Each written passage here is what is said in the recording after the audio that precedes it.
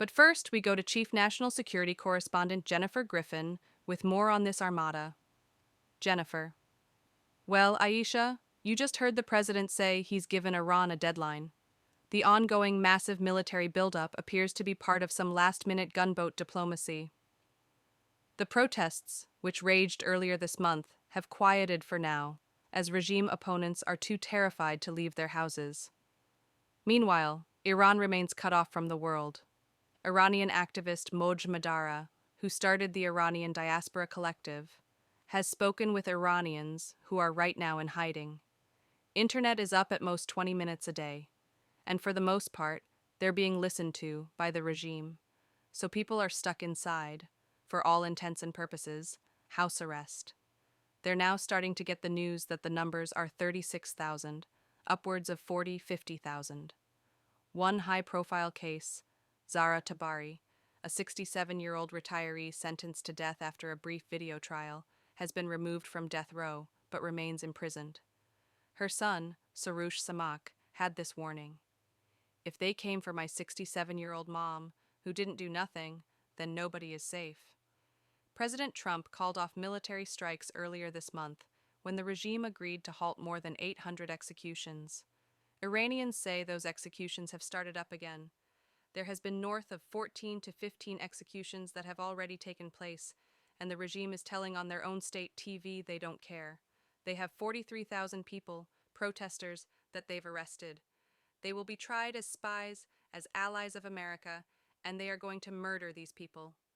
The U.S. continues to surge military assets into the region, including a carrier strike group, the USS Abraham Lincoln, which is now in the Arabian Sea with dozens of stealth fighter jets. The EU agreed to list Iran's Revolutionary Guard as a terrorist organization, perhaps helping the U.S. lay the groundwork for a legal justification to target the IRGC and Iran's top leaders. Aisha? Okay. Jen Griffin, live for us, Jen. Thank you. All right. With us now is State Department spokesperson Tambi Peggott. Tambi, good to have you with us. It looks like when it comes to Iran that the president is employing the tried and true gunboat diplomacy. Here's what he said just a little while ago. Listen here. Very big, very powerful ship sailing to Iran right now, and it would be great if we didn't have to use them. I told them two things. Number one, no nuclear, and number two, stop killing protesters. They're going to have to do something. Nobody's seen anything like it. So the president is urging Iran to make a deal. Well, I mean, what kind of deal is he looking for? What is he looking to get out of these talks? Well, look, the president has been very clear. He outlined the two messages he has for the regime right there: no nuclear weapons, and to stop killing protesters. What the president is doing here is peace through strength. The president's been clear he wants to have a deal. He'll have talks with people when it's in our national interest to do so. And the demands, the message that he is sending to the Iranian regime has been very clear.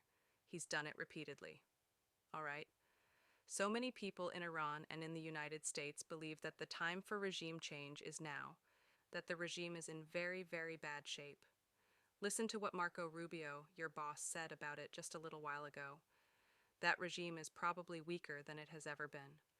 And the core problem they face, unlike the protests you saw in the past on some other topics, is that they don't have a way to address the core complaints of the protesters, which is that their economy is in collapse. So is it time for a change? Well, ultimately, as the secretary was talking about there, is that the Iranian regime has wasted their vast wealth. Instead of funding infrastructure for water, food, and energy, they've wasted it on malign activities. And the important context here is from the beginning of this administration, we've had a maximum pressure policy instituted by President Trump to deny the Iranian regime the revenues they need to continue those malign activities, to fund those malign activities, including that nuclear program, including a ballistic missile program, including funding their terrorist proxies across the region. We're seeing further sanctions and actions being taken even this week in furtherance of that maximum pressure policy. That's been the context here, the regime wasting their vast wealth. Instead of meeting the needs of their people, they're wasting it on these malign activities. Right? So again, Do you believe it's time for regime change? Well, ultimately, what we're focused on here is advancing the national interest of the United States. The president's been clear.